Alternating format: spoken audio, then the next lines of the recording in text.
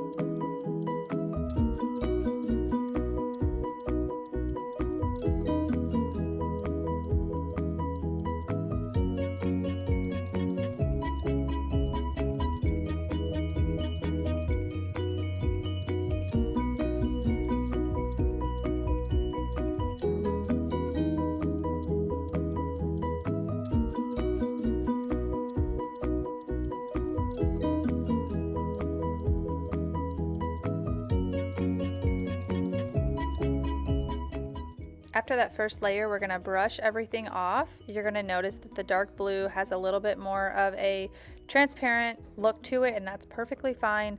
I ended up doing 2 total layers of the dark blue, and that brought it to life. So I'm just going to go ahead and keep doing the second layer here.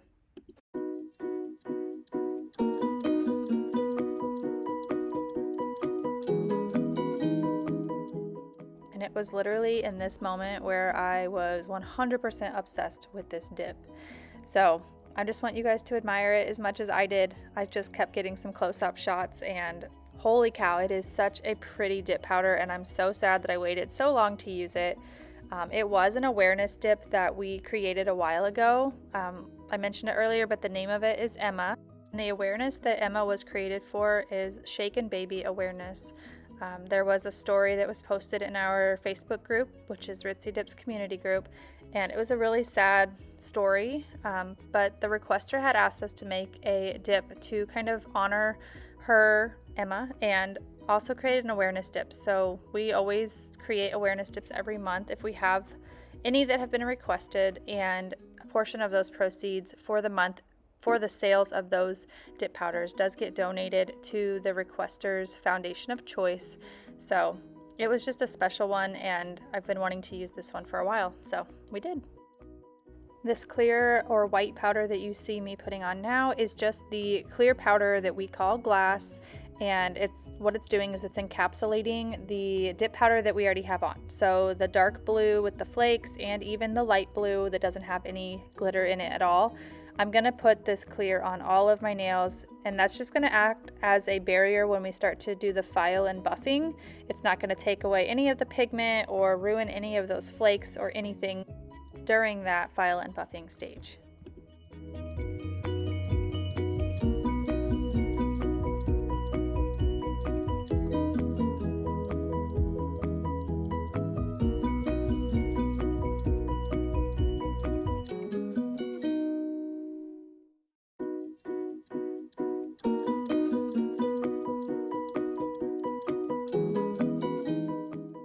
Once you're done with the clear, we're going to go ahead and brush off the excess glass. I even take a stiff brush and really scrub at this step. It's going to help it look less cloudy once we get the top coat on. And then the next step after that is going to be putting the activator on all of your nails. During this step of activator, you're going to want to fully douse your nails with it. I use about 2 to 3 layers of activator. It's got to penetrate all of those layers that we did, so just make sure you use a lot at this step. That will also help prevent it from cracking and chipping. After the activator, we're going to go ahead and do some filing and buffing and reshaping of all the nails. And then we're going to go ahead and jump into the nail art on my ring finger. As I mentioned earlier in the video, I am just not a professional at doing nail art. The more that I am kind of experimenting with it, it's pretty fun. But what you're going to see here is I'm just drawing some blobs on my nails. I didn't know where this was going. So basically what I'm doing is I'm using a white gel liquid, and I am dipping this dotting tool that you can find on our website if you need one.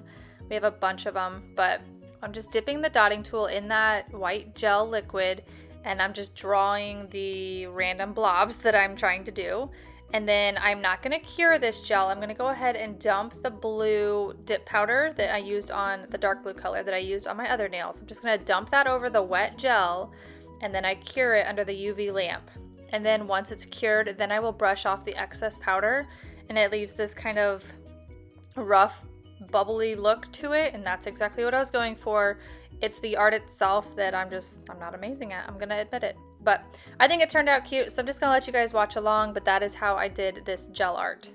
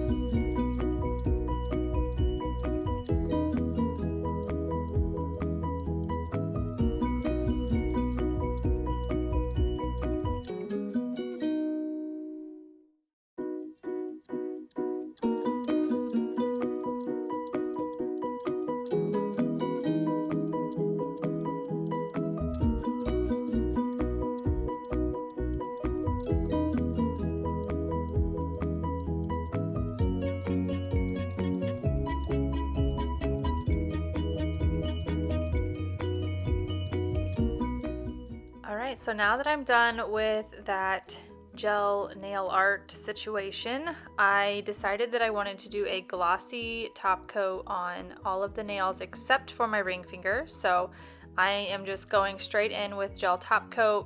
I don't leave my nails on long enough to have any issues, but if you want your nails to last longer than a week, I would recommend putting a gel base coat down first and then gel top coat.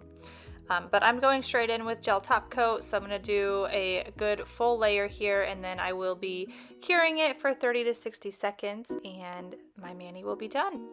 So even though I'm not great at nail art, I still really like how this turned out. I'm absolutely obsessed with the dark blue dip powder called Emma. Like I said, everything that I'm using in this video you can find at ritzydips.com. That is my family's business, and we hand make all of our dip powders. So if you're interested in any of this or you have questions at all, please do not hesitate to reach out to me. I will get back to you. The last step after you're done with this top coat and everything is to make sure to apply some cuticle oil to bring some moisture back into your hands, your cuticles.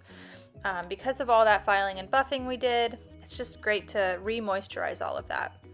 I am going to be using a cuticle oil that we are testing out right now, so we are going to start making and selling our own cuticle oil, so stay tuned for that. We'll have an announcement very soon. We're very excited about that.